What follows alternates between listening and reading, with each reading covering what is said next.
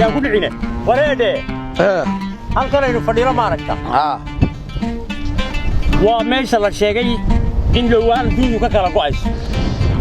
واقرت ترى البدن أفريقيا عربا راعية واقرت waxay ka kala go'aysan dilaaci ugu horeeyay ka kala go'aysan dilaacan uma mid halka dhow ka soo baxay واقرت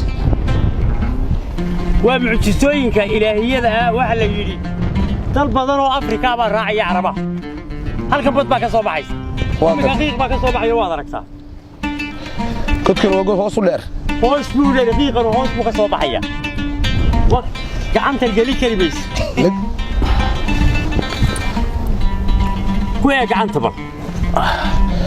وكلش marka imika adigu Carabi baad raacday ma Carabi joogay bakaanigu Carabi u goodo adna Afrika uu soo go'ay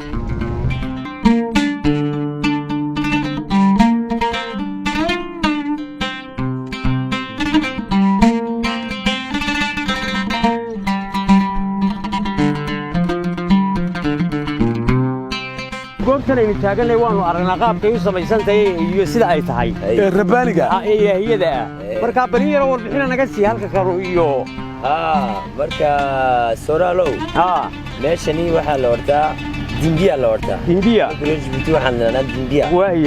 waay ogta Yurub waxa yiraahdeen waa canyon haye marka waa meel iska dabiici oo iska qurux badan weey ma garan oo waliba waxay isku eegayeen meel Great Canyon اللي هذا كنت على United States أمريكا وين مغليتانا مالا ماشي أريزونا اللي هذا هي كنت على وين مغلي أنا واكو مقرن ميت لباد وحوي ريفت فالي جواد مغش دوحة الريفت فالي دوحة الريفت فالي جي لنا إيه أفريقيا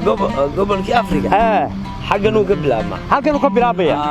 the starting point بالي هذا of the Rift of Africa. dadka waa looga sheekeeyaa laakiin may arag laakiin la si maanta waxaanu yeelanayno aragnay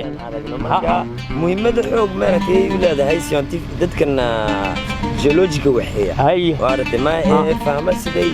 kontinooyaasha maartay maxaa la ilaaha Europe Africa iyo Asia siday isku xirnaan iyo siday u kala baxeen marka la eego muhiimada xoog ay maartay leedahay sax waartay Great Rift wuxuu ka bilaabmaa si Jordania Israel Red Sea buu hoos maraa ilaa South Africa uu tagaa dhinaca bariga markuu maro Djibouti xaggan uu ka bilaabmaa 8 wadan ilaa 9 wadan buu maraa ayuu dhex maraa